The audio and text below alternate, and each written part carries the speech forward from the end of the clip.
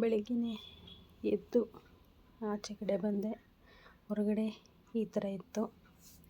ಬೆಳಗ್ಗಿನ ಶುಭೋದಯ ಎಲ್ಲರಿಗೂ. ಯಾಕೆ ಇಷ್ಟೊಂದು ಮೆತ್ತಗೆ ಮಾತಾಡ್ತಾಯಿದ್ದೀನಿ ಅನ್ಕೋತೀರಾ? ನನ್ನ ಮಗಳನ್ನ ಮಲಗಿಸಿದ್ದೀನಿ. ಒಳಗಡೆ ಬಂದೆ, ಅಪ್ಪ ಮಗಳು ಈ ಥರ ಟಿ ವಿ ನೋಡ್ತಾಯಿದ್ರು. ಅಡುಗೆ ಮನೆಗೆ ಬಂದೆ, ಪಾತ್ರೆ ಎಲ್ಲ ಈ ಥರ ಇತ್ತು. ಎಲ್ಲ ಕ್ಲೀನ್ ಮಾಡಿಕೊಂಡು ಪಾತ್ರೆ ತೊಳೆದು ತಿಂಡಿಗೆ ಏನು ಮಾಡೋದು ಅಂತ ಯೋಚನೆ ಮಾಡ್ತಾ ಇದ್ದೀನಿ. ಮಾಡ್ತಾ ಪಾತ್ರೆ ತೊಳಿತಾ ಇದ್ದೀನಿ. ಪಾತ್ರೆ ಎಲ್ಲ ತೊಳೆದು ಗ್ಯಾಸ್ ಸ್ಟವ್ ಎಲ್ಲ ಕ್ಲೀನ್ ಮಾಡ್ಕೊತಾ ಇದ್ದೀನಿ. ಕ್ಲೀನ್ ಮಾಡ್ಕೊಂಡ್ಮೇಲೆ ಏನಪ್ಪ ಮಾಡೋದು ತಿಂಡಿಗೆ ಇನ್ನೂ ಏನೂ ಐಡಿಯಾ ಬರಲಿಲ್ಲ. ಅಂದ್ಬಿಟ್ಟು ಆಮೇಲೆ ಸಿಂಪಲ್ಲಾಗಿ ಚಿತ್ರಾನ್ನ ಮಾಡ್ಕೊಳ್ಳೋದು ಅಂದ್ಬಿಟ್ಟು ಅಂದ್ಕೊಂಡೆ.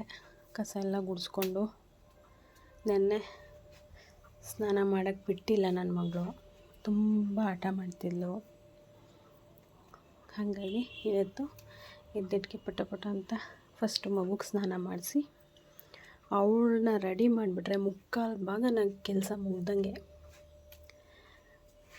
ಎಲ್ಲ ಕ್ಲೀನ್ ಮಾಡಿ ಈಗ ನಾನು ಸ್ನಾನ ಮಾಡ್ಕೊಬರೋಕ್ಕೆ ಹೋಗ್ತಾಯಿದ್ದೀನಿ. ಸ್ನಾನ ಮಾಡ್ಕೊಂಡು ಬಂದಾಯಿತು.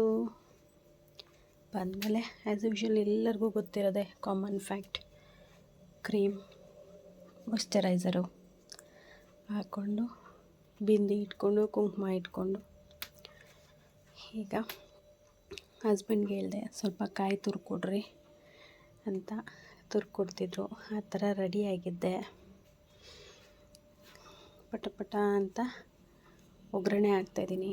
ನನ್ನ ಮಗಳು ಎದ್ದೊಳೋ ಅಷ್ಟೊತ್ತಿಗೆ ರೆಡಿ ಆಗಬೇಕಲ್ಲ ಗಾಯ್ಸ್, ಅದಕ್ಕೆ ಬೇಗ ಮಾಡ್ತಾಯಿದ್ದೀನಿ. ಅಷ್ಟೊತ್ತಿಗಾಗಲೇ ನನ್ನ ಮಗಳು ಎದ್ದಿದ್ಲು. ಅವರಪ್ಪ ಎತ್ಕೊಂಡು ಆಟಾಡಿಸ್ತಾಯಿದ್ರು. ಇಲ್ಲಿ ನಂದು ತಿಂಡಿ ಕತೆ ಮುಗೀತು. ಅದಾದಮೇಲೆ ಕಾಲು ನೋಯ್ತಾ ಇದೆಯಲ್ಲ ತುಂಬ ಅಂತ ಬಂದರೆ ಕಾಲು ಹತ್ರ ಫುಲ್ಲು ಪಸ್ಸಾಗ್ಬಿಟ್ಟಿದೆ ಗಾಯ್ಸ್. ಫುಲ್ಲು ಪೇಯ್ನು, ಸಖತ್ತು ಪೇಯ್ನ್ಫುಲ್ ಆಗ್ತಿತ್ತು. ಕಾಲು ಹೆಜ್ಜೆ ಇಡೋಕ್ಕಾಗ್ತಿಲ್ಲ.